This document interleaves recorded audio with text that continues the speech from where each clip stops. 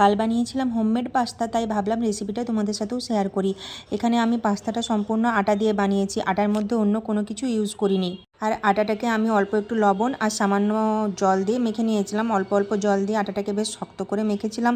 আর আটাটা মাখা হয়ে গেলে আটা থেকে এরকম গোল গোল করে প্রথমে টুকরো করে নিয়েছিলাম। আর এখন এই টুকরোগুলোকে কাঁটা চামচের মাধ্যমে পাস্তার আকার দিয়ে নিলাম। এই তো দেখতেই পাচ্ছ পুরো পাস্তার মধ্যে দেখতে লাগছে। এখন একটা কড়াই বসিয়ে দিয়েছি, তার মধ্যে দিয়ে দিয়েছি পরিমাণ মতো জল আর অল্প একটু লবণ এবং সাদা তেল।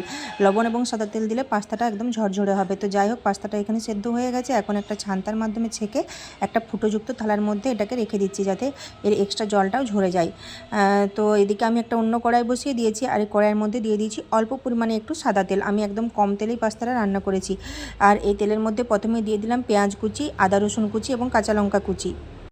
এবার দিয়ে দিচ্ছি কিছু সবজি, বিনস এবং গাজর। আমার কাছে ক্যাপসিকাম আর মটরশুঁটি অ্যাভেলেবেল ছিল না, থাকলে ওগুলোও দেওয়া যেতে পারে। এবার দিয়ে দিচ্ছি একটু টমেটো কেচাপ আর একটু গ্রিন চিলি সস। আমার কাছে সয়া সসটা অ্যাভেলেবেল ছিল না। তো যাই হোক, বেশ ভালোভাবে এই মশলাটাকে কষিয়ে নিয়েছি। এখন আগে থেকে সেদ্ধ করে রাখা পাস্তাটা অ্যাড করলেই আর একটু নাড়াচাড়া করে নিলে এই পাস্তা একদম রেডি। তো দেখতেই পাচ্ছ পাস্তা একদম রেডি হয়ে গেছে, সসটাও বেশ ভালোভাবে শুকনো হয়ে এসছে। এখন এটাকে সার্ভ করে খেয়ে নেওয়ার পালা। তো আজকের ভিডিও এই অবধি। তোমরা কেমন লাগলো সকলে কমেন্ট করে জানাবে। টাটা।